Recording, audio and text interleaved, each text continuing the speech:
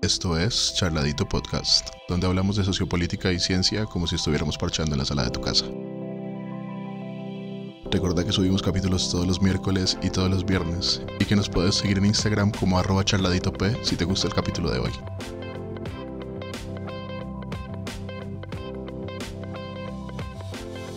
Están muy acostumbrados a empezar a sesgar de acuerdo a la ideología, y entonces, dependiendo de la persona que esté verificando tus tweets, se van a tomar cierto tipo de decisiones. ¿Verdad? Pues resulta que la mayoría de personas que trabajan en Twitter son personas liberales o de izquierda, tal, y en general le hacen oposición a un personaje como Trump. Claro. Es apenas normal. Pero entonces resulta que pues ya a muchas personas le han borrado tweets, a muchas personas las han bloqueado de Twitter y todo el asunto, pero se meten con el presidente de los Estados Unidos. ¿Cuál es el problema? En Estados Unidos hay dos esquemas bajo los cuales el Twitter podría funcionar. Uno es plataforma y otro es editor o publisher. ¿Ya? Que es como dentro del esquema de editor o de publisher, caen los canales de televisión, caen los periódicos, caen los que publican libros, todas estas vainas. Básicamente lo que te dicen es, si sos plataforma, entonces tenés que respetar la primera enmienda, que es libertad de discurso. Y es básicamente, todo se puede decir. En Estados Unidos no hay absolutamente nada que sea prohibido. ¿Ya? O sos editor. Y si sos editor, entonces tenés que hacerte responsable de absolutamente todo lo que se publique. ¿Ya? Porque o sos lo uno o sos lo otro. Más o menos en los 90 sacaron una ley para promover el desarrollo de compañías en Internet. Y dentro de esos hay uno que es el artículo 230, que es al cual se acoge Twitter. Y es una plataforma que tiene ciertos niveles de censura bajo unas premisas corporativas, pero pues la idea es que no haya mucha censura. ¿Ya? O sea, eso les permite ajustarse también a regulaciones en otros países y toda la vaina. Pues Twitter se lo ha tomado muy a pecho. Y la mayoría de personas que trabajan en Twitter son efectivamente liberales. Entonces empiezan a censurar y empiezan a sacar gente por este lado, por el lado de la izquierda, por el lado de los liberales, pues una vaina súper marcada. Y se terminaron metiendo con el presidente de los Estados Unidos. ¿A qué se está enfrentando Twitter en este momento? Si a ellos, si levantan ese artículo 230, Twitter se quiebra. Ajá. Porque el costo de verificar cada uno de los tweets que se publican y hacer la censura pertinente para ellos a ejercer como editorial es demasiado alto. Entonces se gastarían toda la plata de la empresa pagándole a personas que hagan la verificación. Sobre todo porque Twitter apenas hace unos años fue que vino a ser rentable, que vino a generar ganancias. No, pero pues, o sea, eso es Twitter, pero Twitter puede joder también a Facebook, puede joder a todo el mundo. ¿Es una empresa así sobre qué gana dinero? ¿Publicidad? Publicidad. Vendiendo los datos tuyos para publicidad. Sí. Pero estás en cualquier otra red social, hace eso. Sí. Si tenés cuenta en Gmail, te pasa eso. Me pasa eso. Sí. Pero Si entonces, buscas algo en Google, te pasa eso. exactamente. Así no tengas cuentas. El asunto allí es que, claro, si lo que sea que pase con Twitter va a sentar un precedente para las otras redes sociales. Claro, Y eso, pues, es una guerra o contra Internet o contra las plataformas o contra... Va a ser una guerra interesante. para mí el asunto se termina decantando por la libertad de discurso. Sí, sí, sí. Todos lo Es llevan más, a eso, ¿no? E pues incluso en es las que películas. pero es que tiene sentido, porque es que bajo qué premisa deciden que lo que vos publicas es válido o no es válido. Hubo una discusión en Twitter hace un tiempo entre una mujer y una mujer trans. Ay, ay, ay. Aparentemente esta mujer es lo que se conoce en los círculos oscuros del Internet como una TERF. ¿Qué carajos es eso? Carajo. Eso es Trans Exclusionary Radical Feminist. Uf, ¿Qué? Es una feminista radical excluyente de los trans. ajá. Estaban teniendo una discusión como la gente que tiene discusiones en Twitter. Porque básicamente Twitter es para tener discusiones. Sí, sí, sí. Y se metieron en el asunto de que la vieja dijo, al final, un hombre nunca va a ser una mujer. Reportaron ese tweet y la sacaron de Twitter. La banearon de Twitter de por vida. Uf. Exilio. Y es jodido. Es jodido porque bajo premisa determinando que eso es un discurso que debe ser prohibido. Vale, yo te entiendo que según el discurso liberal, supermodernista y todas estas vainas, pues uno puede ser lo que uno se considere. Y si yo me considero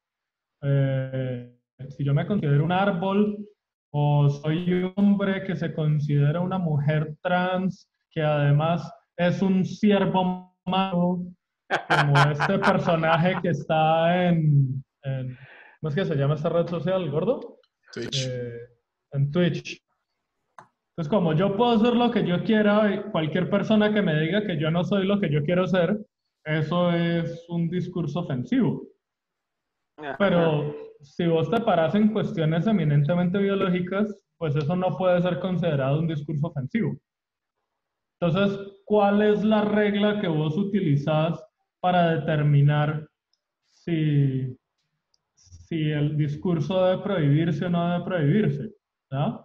Y como no lo utilizas de manera consistente, al final vas a terminar cediendo. Claro, y lo que pasa es que si te metes, o sea, pues normalmente pasa con personas como del común o líderes de opinión, digamos, no con cierto grado de influencia, pero pues cuando el presidente de los Estados Unidos es una de esas personas, Claro. pues te estás metiendo con el presidente de los Estados Unidos. Y pues que sabemos que Trump no está lo suficientemente bien de la cabeza y básicamente te lo va a tratar como una guerra.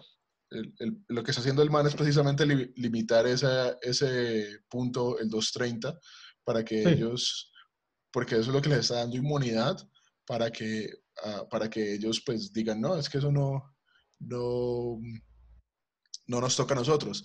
Y de hecho, en Gran Bretaña quieren hacer lo mismo. ¿Sí? En Gran Bretaña quieren, si no estoy mal, también como hacer responsables a Facebook y a YouTube y a Twitter sobre lo que les corresponde, sobre lo que está publicado en sus plataformas, lo cual me parece una reverenda estupidez realmente y debería decantarse hacia la libertad de expresión. Uh-huh. Porque, Sí, pues es que operativamente no tenés cómo sí, exacto. sostener ese tipo de cosas. O sea, empezás a banear a todo el mundo y eventualmente la gente simplemente se va a salir de la red social porque tus algoritmos van a banear a todo el mundo. Ujú. ¿Ya? Eh, la otra cosa es que hay un asunto que no es demasiado ilógico y es, si vos sos una empresa estadounidense, tenés que regirte bajo las leyes de Estados Unidos.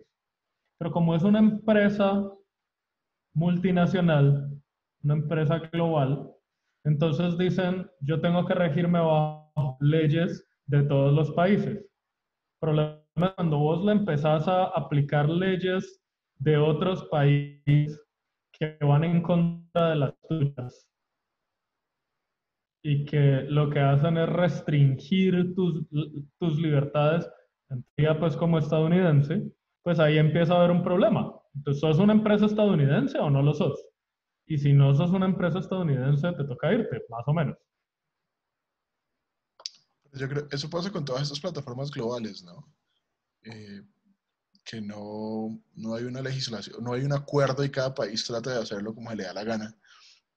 Y Claro, terminamos con problemas hasta pendejos a veces. O sea, también terminas con, por ejemplo, lo que pasó con Google News en algunas partes de Europa. ¿Sí? Los medios querían cobrarle a Google porque Google republicaba sus noticias. Entonces Google ujú, dijo, ah, listo, entonces no les republico ni mierda. Y les jodió el tráfico a todos los medios a un montón de medios en Europa, claro, pues. Entonces, también cuando tenés gente como que no entiende cómo funcionan estas plataformas, sí, o sea, qué es lo que las hace, eh, lo que las hace, entonces, pues, complicado, ¿no? Como que sí, la verdad es bastante termina, difícil. terminas con una vaina ahí como toda torpe en todos los aspectos.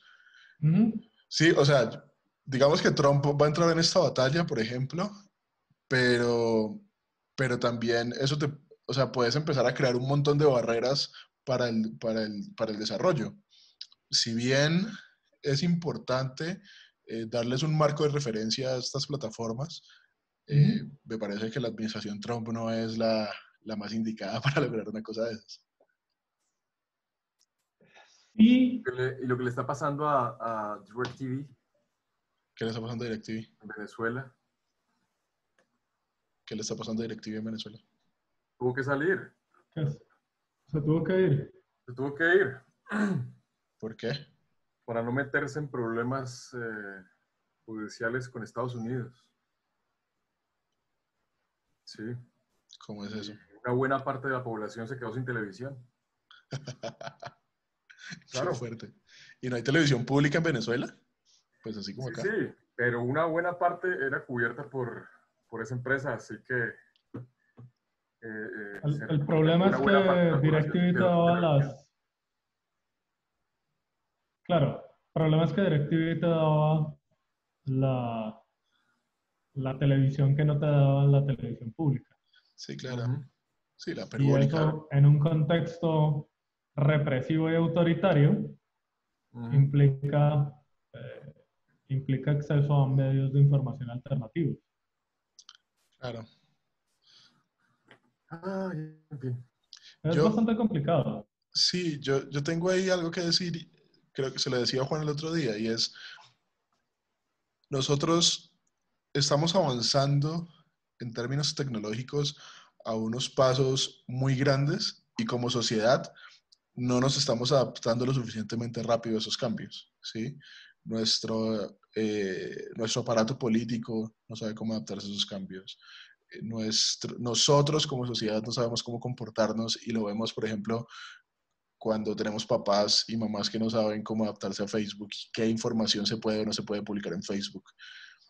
Ujú. Eh, entonces, yo creo que eso es un proceso, es parte del proceso, es esto que está pasando en Estados Unidos, por ejemplo, es parte de ese proceso de encontrar, bueno, cuál es la forma correcta en lo que esa tecnología que creció, Twitter tiene menos de 20 años, eh, Sí, claro. sí, y que se volvió un fenómeno mundial. Facebook también tiene menos de 20 años. Esas cosas que se volvieron un fenómeno mundial, ¿cómo van a comportarse realmente en todo nuestro aparato social? Y eso es lo que estamos tratando de definir ahora. Eso es lo que está pasando con todos los que están, los actores que están en esa batalla, pues. Sí, a mí lo que me parece difícil de esa situación es que nadie puede negar que Twitter es como una suerte de monopolio en términos de ese tipo de red social, ¿ya? Ujú. Vos podés sacar otra red social del mismo tipo y es muy difícil que puedas hacer competencia, ¿ya? Entonces, ¿hasta qué punto debe regularse? Puede ser un privado el que regule ese escenario de debate público, porque finalmente Twitter es un escenario de debate público. Ujú. Ahora, ¿hasta qué punto deberías acabar con ese cuentico de de los handles tan, tan llamativos, ¿cierto? Y finalmente del anonimato. Pues, Sí, listo. Forzarla, decís, le damos libertad total a las personas, escriban lo que quieran, pero aquí no hay anonimato. Y si no hay anonimato, usted se tiene las consecuencias de las cosas que usted publica. claro, también es eso, también es que nosotros, por ejemplo, Twitter es una de esas plataformas, no permite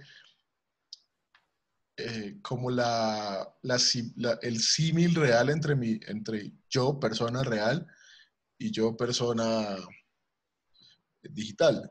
¿Sí? Que Facebook, por ejemplo, sí ¿No? es muy fuerte en esas cosas, que Instagram también es relativamente fuerte en esas cosas. Eh, pero, pero, en, Pero pero aún en Twitter, así tienen limitaciones claro, claro, profundas, claro, ¿no? claro. Y allí es donde me parece que hay otro punto que el aparato político debería definir y es exactamente eso.